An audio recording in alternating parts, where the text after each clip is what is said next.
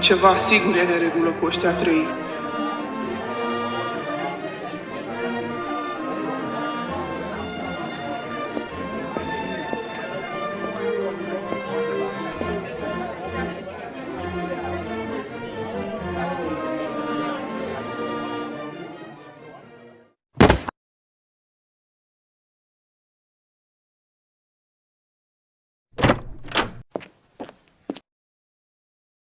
Bună ziua, domnule Ezra, eu sunt... Știu cine sunteți. V-a plăcut la banchet? Da, a fost un banchet pe cinste. A fost muzică bună și băuturi foarte bune. Mulțumesc, eu l-am organizat. Ați văzut cum s-a terminat? Am auzit că a leșinat cineva. Eu știam că cineva a băut o travă dintr-un pahar. Săracul de el. Nu înțeleg cine ar putea face una ca asta. Nici eu. Mă rog, nu am înțeles la momentul respectiv. Dumneavoastră ați fost. Am avut ghinion în seara aceea. Cine credeați că a fost responsabil? Nu avem nicio idee. Atunci să vă dau eu. În pahar am găsit această petală, Kira. Te rog, arată floarea pe care o porți mereu cu tine. Astăzi nu o am la mine. Serios? Pot face o percheziție? Am tot dreptul. Sunt vânător de gardieni. Desigur. Mulțumesc!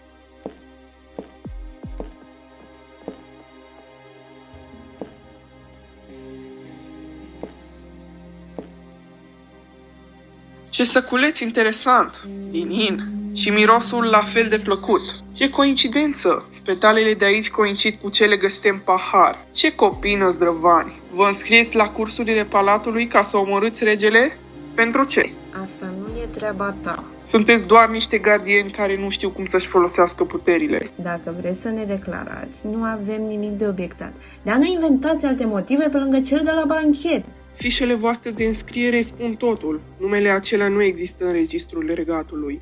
Ați putea spune că v-ați mutat de curând și că nu ați apucat să treceți pe la palat să vă faceți acte, dar știm cu toții că asta nu e adevărat. Singurii oameni din regat care ați putea fi voi sunt Elliot, Alina. Auci, o tentativă de omor și acte false. Ați meritat cel puțin 20 de ani de închisoare. Cât despre tine, Kira, nu am găsit nimic legat de tine. Tu ai ceva special, nu-i așa? Problema este că încă nu mi-am dat seama ce este. Recunoaștem că am avut acte false și o tentativă de omor, dar chestia cu gardienii e puțin dusă în extremă. Țin să-ți zic că nici aici nu a fost nevoie de o investigație profundă. Uneori mă urmezi chiar și pe mine. Mă bucur că aveți o părere așa bună despre dumneavoastră. Dar acum treceți la subiect.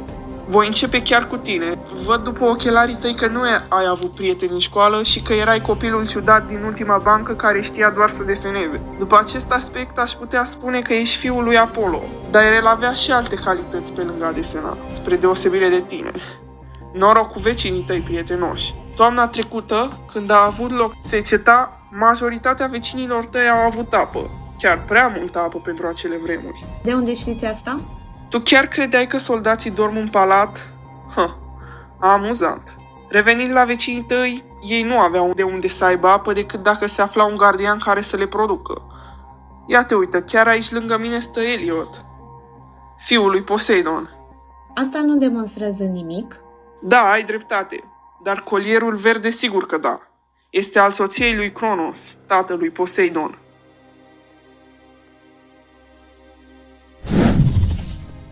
Și tu ești gardian? Desigur că sunt. Tatăl meu m-a anunțat de venirea voastră. Cine e tatăl tău?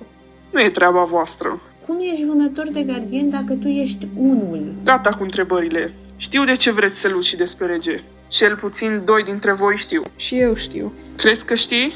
Oricum sunteți cu toții niște amatori. Dar avem un dușman comun.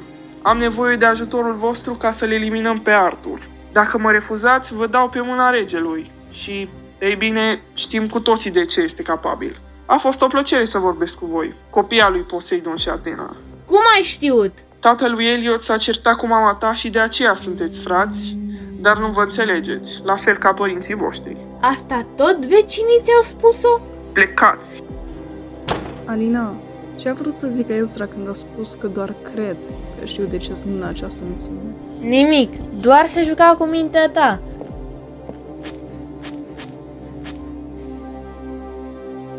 suntem distruși. Tocmai ea a spus adevărul într-un fel sau altul despre ea. Știu, dar cine a zis că îl va și afla?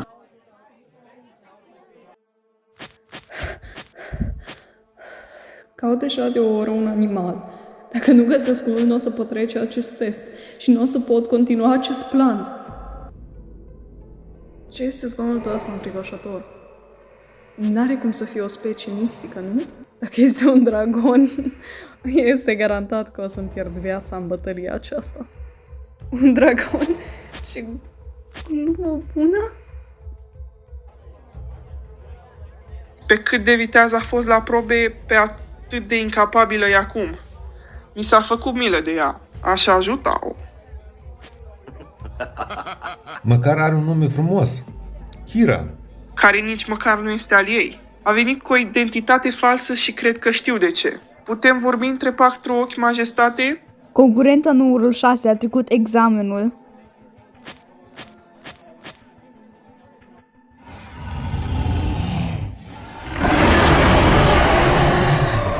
O să mor dacă nu îmi folosesc puterile. O să încerc să trag cu arcul, dar nu știu dacă o să aibă vreun efect.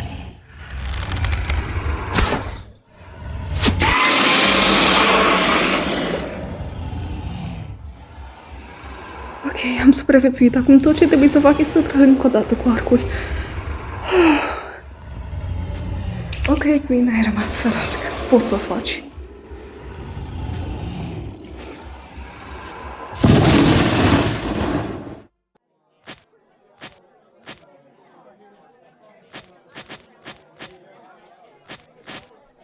Concurenta numărul 36 a trecut examenul. Felicitări tuturor! Mă bucur foarte mult că au putut să ni se alăture atât de mulți soldați. Sunt foarte fericit pentru voi toți, dar aceasta nu este singurul motiv. Fiica mea prea iubită, Everley, a ajuns la vârsta cuvenită pentru a se căsători. Așa că Ezra, loialul meu prieten, va avea onoarea de a fi soț.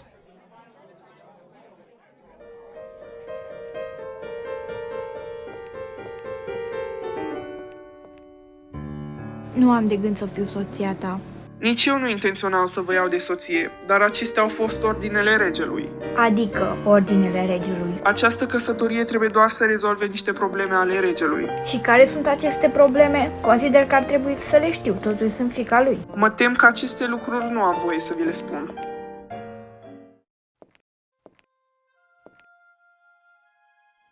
Ei, Felicitări pentru azi. din păcate nu pot zice același lucru. Adică, Anunțul regelui. nu te simți prost pentru mine, așa a fost mereu. Pentru tata am fost o simplă unealtă pentru a-și rezolva problemele. Acum l-a obligat pe Elsa să se căsătorească cu mine pentru a-și rezolva niște probleme pe care eu nu am dreptul să le cunosc.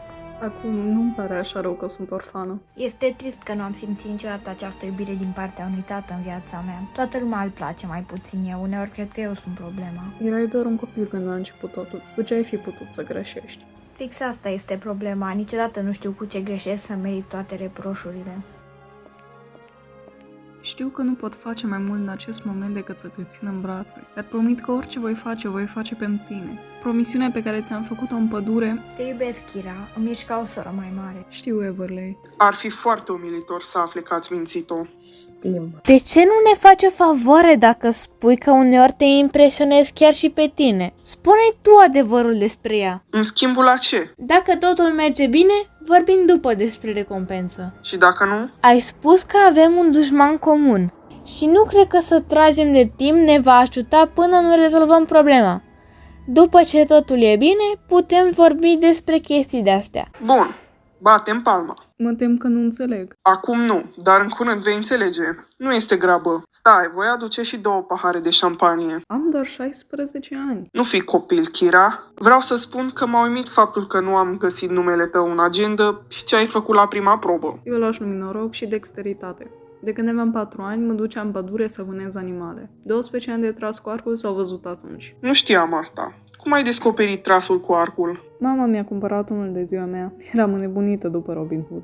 Mama ta ar trebui să fie mândră de tine azi. Ar trebui, dar din păcate nu mai este printre noi. Ce s-a întâmplat? Credeam că știi. Păi da, normal că știu ce s-a întâmplat, dar mi-ar fi plăcut să aud de la tine. A fost singura persoană care a avut grijă de mine și acum nu mai este. Înțeleg ce spui. Nici eu nu mi-am cunoscut părinții biologici. Adică? Momentan vorbim despre tine, nu despre mine. Spune-mi despre părinții tăi. Ce ți-a spus mama ta despre ei? Îți voi spune decât dacă îmi spui și despre părinții tăi. Părinții mei m-au dus aici ca să mă omoare, deoarece ei erau gardieni și s-au temut pentru siguranța lor. Regele le-a apreciat gestul, oferindu-le o masă plină de mâncare cu o travă. Pe mine m-a păstrat pentru a-l ajuta să omoare gardieni. Și de ce ai acceptat? Decât să mă ascund cu frica că pot muri dintr-un minut în altul, e mai bine așa. Cam ai dreptate. Destul despre mine. Acum tu. Mama nu mi-a povestit multe despre ei. Mi-a povestit că într-o seară o doamnă a venit cu mine într-un coș. Ea i-a povestit că părinții mei au murit când au mers la vânătoare, în pădure după hrană, și că această femeie era o vecină. Și odată că mama nu a mai văzut niciodată de atunci. Deci părinții tăi au murit mâncați de animale? Așa se pare. Uneori aș fi vrut să-i fi cunoscut. Te pot ajuta. Amuzant, dar nu cred că gardienii pot învia oameni. Nici nu ai nevoie. Te rog, doar spune-mi de ce a ars regele casa mamei tale. Deoarece știa că sunt gardian. Asta ți-au spus Alina și Elliot. Everley ți-a povestit vreodată de sora ei geamănă? Ce treabă are Everley? Ea doar m-a rugat să învăț cum să trag cu arcul. Deci ea vrea să-l omoare pe Arthur. Ce grup mare! Nu este adevărat. Revenind la fosta ta casă și sora geamănă a lui Everley, regele nu a incendiat doar casa ta, Kira. A mai incendiat multe. Elliot și Alina nu ți-au spus totul. Regele a aflat acum câteva zile că un gardian omorât acum ceva ani este încă în viață. Îi știa doar numele și ne-a rugat pe noi, vânătorii de gardieni, să mergem din casă în casă și să întrebăm numele celor care stau acolo. Din păcate, mama ta a fost suficient de naivă cât să spună că în această casă stau Viviana și Queen. Deci Alina și Elliot mi-au zis corect ce mi-au spus, fără precizarea că palatul omoară toată lumea cu numele Queen. Ce are asta de face cu părinții mei? Prietenii tăi nu ți-au spus de ce regele te-a vrut moartă. Pentru că sunt un gardian. Dar am o întrebare. De ce ai spus că se urmărește un gardian care a fost omorât în trecut? Eu nu mi-amintesc cineva să fi încercat să mă omoare. Erai prea mică să-ți amintești. Tu ai încercat să mă omori? Nu, din fericire. Dar doar gândește-te cum ar fi reacționat lumea dacă ar fi aflat că urmașa la tron a regelui este un gardian. Prințesă Queen. Nu este adevărat, minți! V-am mințit eu până acum? Tot ce am spus a fost foarte adevărat, iar acest lucru nu va face excepție. Asta înseamnă că dacă eu sunt fiica regelui, Everley este sora mea? Exact, prințeso.